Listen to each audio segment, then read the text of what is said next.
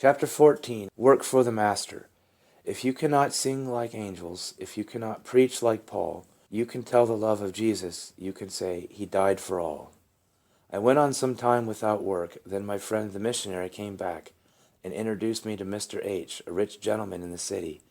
Mr. H. shook hands with me and told me to keep on doing right, always to keep God's commandments, and when I was in want to come to Him. The shake of his hand and his encouraging words built me up. I didn't care for his money, but his kindness put new life into me. Soon after this I got a job of work and was led into scenes of temptation and fell again, but this was the last time. I resolved to give up tobacco and went into a Christian family who found employment for me, and I gave myself wholly to God. And here let me say a word about tobacco. I consider it a great stumbling block in any Christian life, but when a man has reformed from drinking, the use of tobacco is positively fatal. It will surely bring him back to his cups.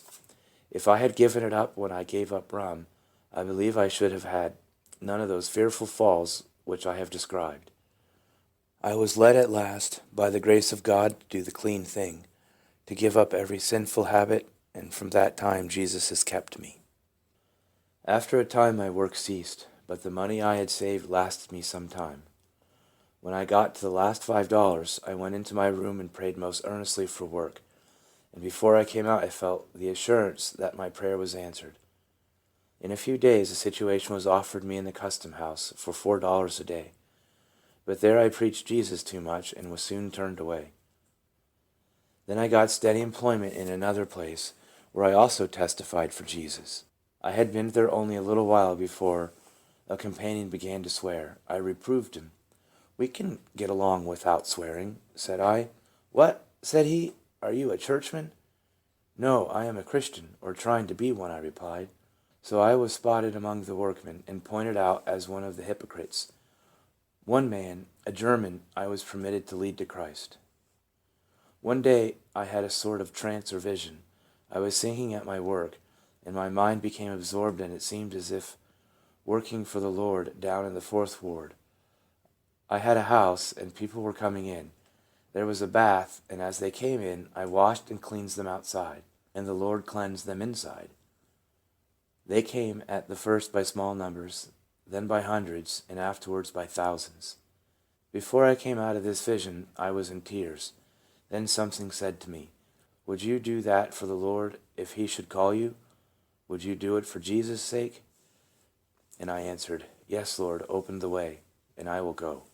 I felt that I could go down there, where I had always lived. I was used to the filth and misery, the drunkenness and Romanism, and I felt no reluctance to contend with it. I verily believed I should be called to it.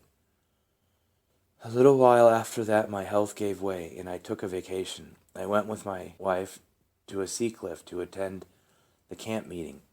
All the time the thought of this work was pressing upon me, and I prayed God to open the way for me to present the subject. He gave me the opportunity. From there I went to Sing Sing Campground and presented it, and afterward to Ocean Grove.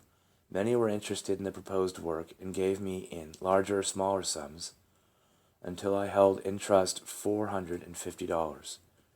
Then the Lord opened the way for me to begin the work in a small way at 316 Water Street, next door to where the John Allen meetings had been held. The house was in the hands of an aged missionary, but the evening meetings were very small. The City Mission and Tract Society, at the suggestion of one of their friends, put the house at our disposal. We went in October 1872, laid out the $450 in cleaning and repairing the house, and opened the place as a resort for the forlorn wayfarers and sailors who frequented the locality, and put up the sign, "Helping Hand for Men," which has been the guide board to bring many a poor soul to the foot of the cross. End of chapter 14.